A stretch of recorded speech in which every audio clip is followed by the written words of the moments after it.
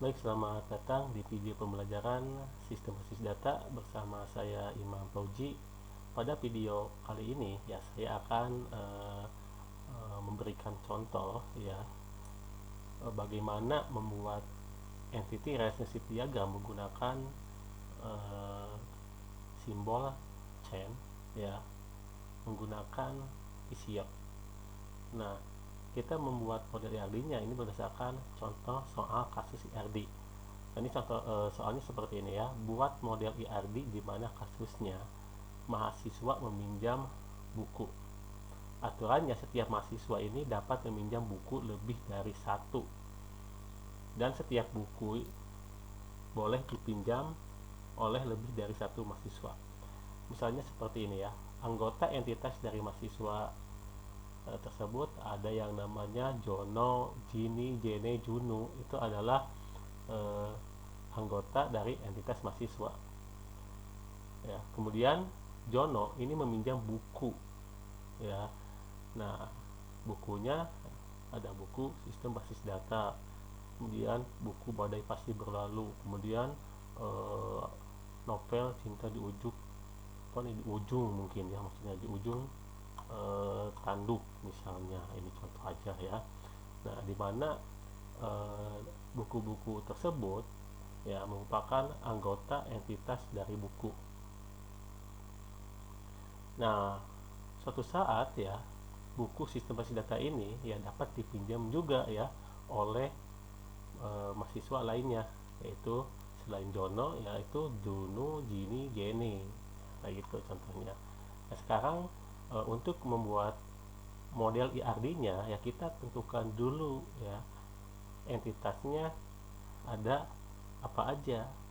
Nah, entitasnya kita lihat ya di soal. Ada entitas yang pertama mahasiswa. Nah, kemudian ada yang namanya entitas buku. Oke. Yang buku. Nah, ini entitas. Kemudian sini kasusnya mahasiswa meminjam buku. Jadi ada relasi ya atau keterhubungan antara mahasiswa dengan buku. Berarti relasinya adalah meminjam. Oke ya, meminjam. Kasih tanda merah. Nah, kasih bold. Jadi kita identifikasikan ya bahwa untuk entitasnya nanti mahasiswa. Nah, kemudian selain mahasiswa berarti buku ya. Nah, kemudian relasinya adalah meminjam.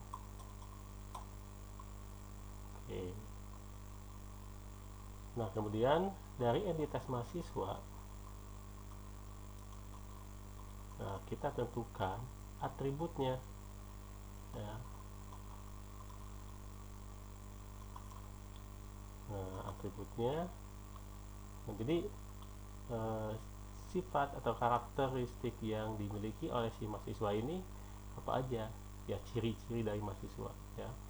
Nah, jadi ciri-ciri mahasiswa kan ada yang pasti ada yang namanya NPM ya, atau NIM lah, kita ganti NIM aja. Kemudian misalnya apalagi nama ya, nama mahasiswa. Nah, kita buat ya nama underscore MHS. Nah, kemudian misalnya alamat ya.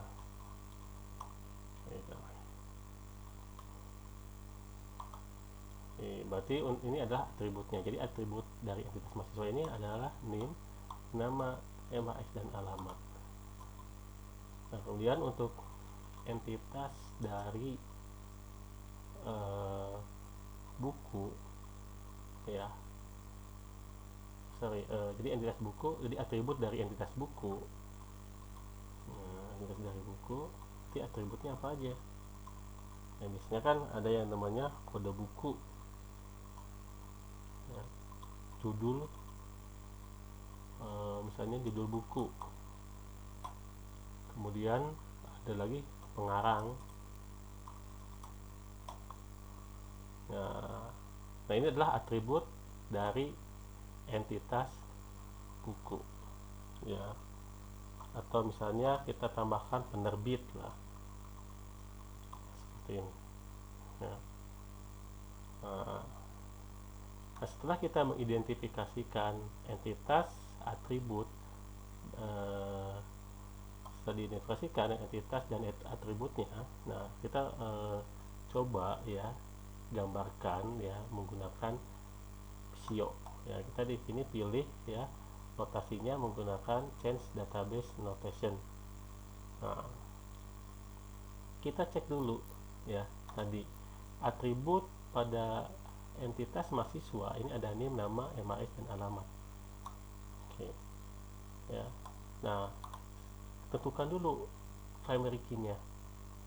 Nah, jadi primary key dari entitas eh, mahasiswa, ya, berarti yang dijadikan atribut key-nya adalah yang mana? Cirinya adalah nilainya tersebut harus unik dan tidak boleh nol. Nah, berarti kalau nama kan ini bisa saja sama ya, alamat juga bisa saja sama. Tapi kalau NIM ya ini gak boleh kosong.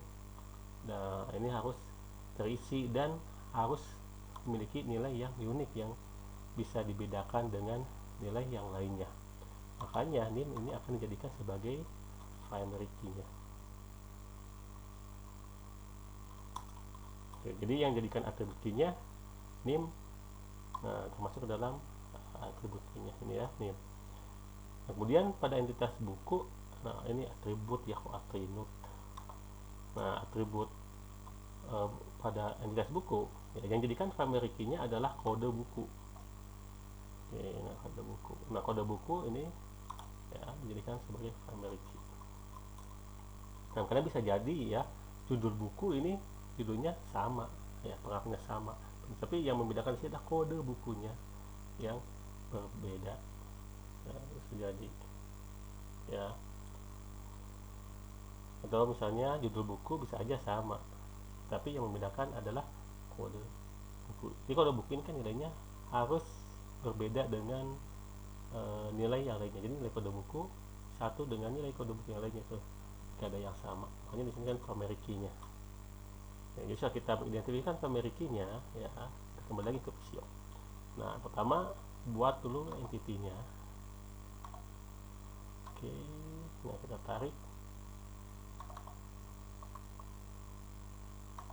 Nah, ini adalah entitas mahasiswa. Nah, kita menggunakan Visio ya, cuman permasalahannya kalau kita menggunakan Visio ya kita gak bisa melakukan generate ke database fisik ya, atau gak bisa kita convert ya. Jadi ini hanya untuk membuat modelnya saja, penggambaran model datanya seperti apa ya.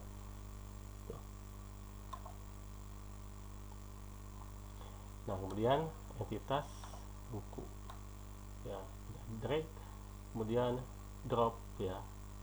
Nah, di entitas yang kedua adalah buku seperti ini. Nah, ini adalah entitas mahasiswa, ini entitas buku. Jadi masih ingat ya, jadi simbol untuk entitas ya, karena ini memiliki atribut ya, berarti ini adalah termasuk karena ini adalah memiliki atribut key ya, berarti mahasiswa dan buku ini termasuk ke dalam atribut jadi termasuk ke dalam strong entity ya. Jadi tidak jadi ini bisa berdiri sendiri ya, buku dan mahasiswa karena memiliki primary key-nya, atribut key-nya. Oke. Nah, mahasiswa ini meminjam buku, berarti ada relationship, relasi yang menghubungkan mahasiswa dengan buku. Nah, ini menggunakan simbol belah ketupat, istilahnya diamond lah namanya. Berarti ini relasinya adalah meminjam. Jadi kalau deskripsikan mahasiswa meminjam buku, buku dipinjam oleh mahasiswa. Oke, seperti itu ya. Kemudian kita hubungkan dengan relationship connector.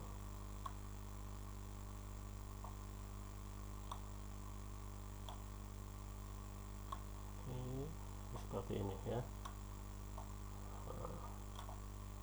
Nah, setelah kita menentukan entitas dan relasi. Kemudian tentukan atributnya. Jadi karakteristik yang dimiliki mahasiswa, yaitu tadi NIM, nama, MHS, dan alamat. NIM di sini adalah primary key. Nah, primary key berarti ini menggunakan atribut primary key ini. Nah, seperti ini. Berarti ini adalah NIM. Oke. Nah, kemudian nama. Nah, sebenarnya untuk nama ini sebenarnya bisa dikompositkan lagi ya, yang lebih. Tapi untuk latihan ini perlulah kita tulis saja nama ya.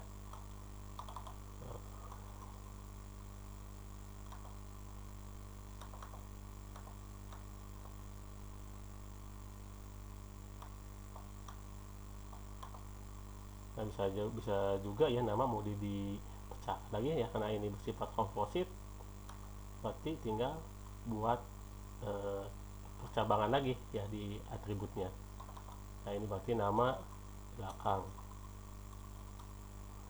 atau ada kalau misalkan jadi 3, nama depan, tengah, belakang, bolehlah seperti itu.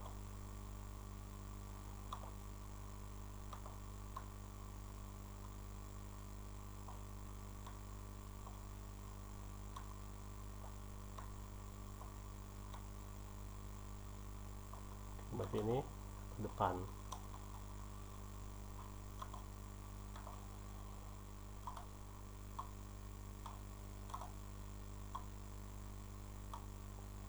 Nah, ini udah nama ya, nama MHS. Ini bisa dipecah lagi tadi ya. Jadi nama MHS ya, kita samakan. Ini nama depan, nama belakang, nama depan, nama belakang. Nah, kemudian alamat. Nah, alamat juga sebenarnya bisa dipecah lagi ya.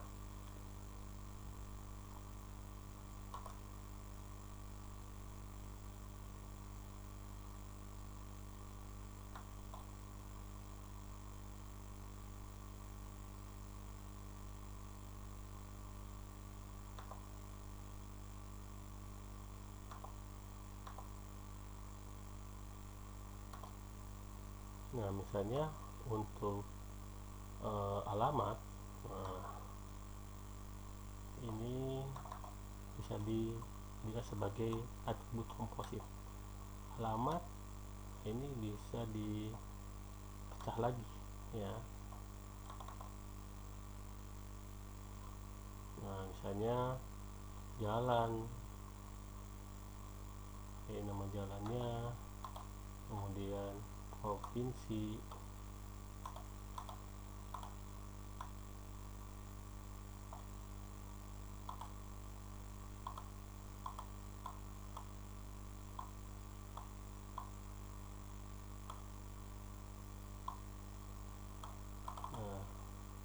misalnya provinsi. Nah, kemudian misalnya ada lagi kode pos.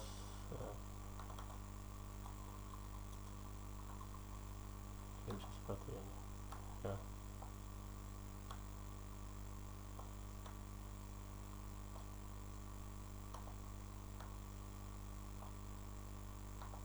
Oke, ini komposit ya.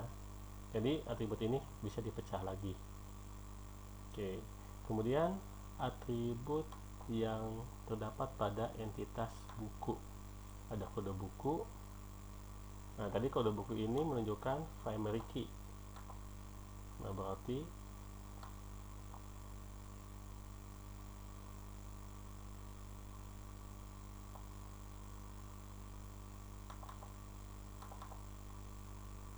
dari ini atribut atomik.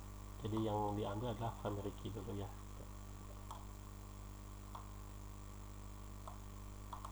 Nah, ini adalah kode buku.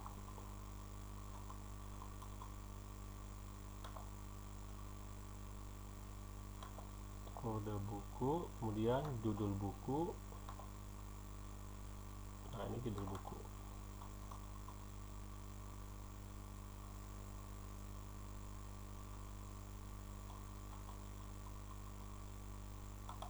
Nah, kemudian pengarang. Nah, dalam penulisan di buku, pengarang ini sebenarnya boleh nggak kalau misalnya lebih dari satu pengarang? Nah, boleh. Makanya atribut ini lebih cocoknya adalah ke multivariate ya. Jadi nilainya ini bisa lebih dari satu ya, makanya cari yang multivariate atribut. Nah, jadi multivariate atribut, nah semuanya seperti ini ya. Nah kan pengarangnya kan misalkan sistem basis data, nah pengarangnya misalkan Abdul dan Goni, nah itu adalah pengarangnya kan lebih dari satu. Kemudian pengarang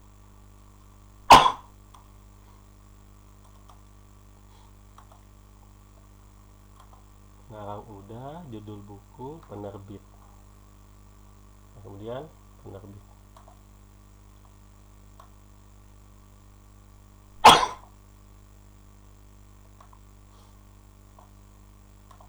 Oke, ini penerbit. Jadi seperti ini ya. Nah, setelah itu tentukan kardinalitasnya. Tadi kan di soal ya, mahasiswa meminjam buku. Aturannya adalah setiap mahasiswa ini dapat meminjam buku lebih dari satu, dan setiap buku boleh dipinjam oleh lebih dari satu mahasiswa. Nah, kita tentukan kardinalitasnya setelah itu. Jadi mahasiswa ke buku ini ya, mahasiswa dapat meminjam buku ini ya, lebih dari, maka ini adalah many ya, dan buku ini dapat dipinjam oleh beberapa mahasiswa, seperti many juga. Jadi seperti ini ya. Nah kemudian, nah ini kan dari relasi. Nah relasi ini kan pasti ada atribut turunan. Jadi ini kalau dibuat kaji ini maka akan menjadikan tabel baru ya. Jadi kan kalau dua entitas ini kan nantinya kan biasanya kan mahasiswa akan menjadi tabel mahasiswa, entitas mahasiswa menjadi tabel mahasiswa, dan buku ini akan menjadi tabel entitas buku menjadi tabel buku. Nah kemudian meminjam, relasi meminjam itu akan nanti membentuk suatu tabel ya, berarti transaksi peminjaman nantinya. Nah, makanya ini bisa ditambahkan ya atribut dari relasi meminjam ya, yaitu kalau si mahasiswa ini meminjam buku, pasti harus ada kapan buku itu dipinjam, berarti ada yang namanya atribut ya tanggal pinjam. Nah, seperti ini.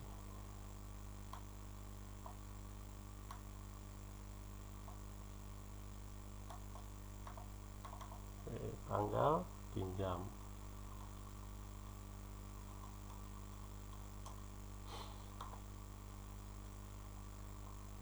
Kemudian nah ada tanggal pinjam.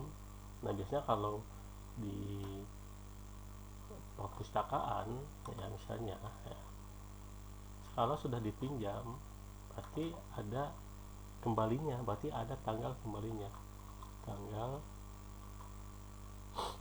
kembali. Oke, udah sambil pilok nih, tanggal kembali. Nah biasanya kalau misalkan melebihi ya dari waktu yang ditentukan, nah biasanya kan ada denda. Nah dan denda ini diambil dari proses pengolahan ya antara tanggal pinjam dengan tanggal kembali. Kalau melebihi waktu yang sudah ditentukan ya maka kena denda. Maka kita bisa membuat derivative atribut. Nah ini derivative atribut atau atribut turunan ya, dimana atribut tersebut diturunkan dari atribut lainnya. Berarti ini adalah denda ya, atribut denda.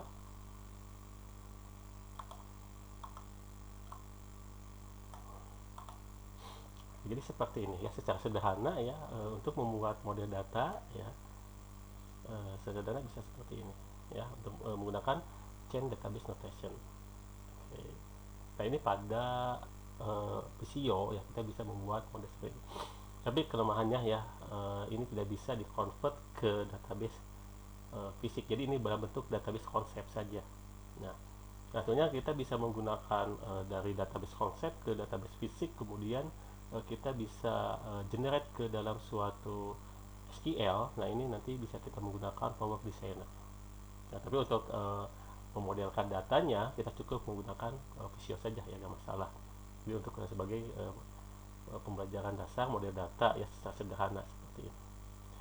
Nah, jadi seperti itu ya untuk menggambarkan model ERB. Ya, oke, sekian video pembelajaran untuk materi konsep ERB. Ya, saya undur diri, sampai ketemu lagi.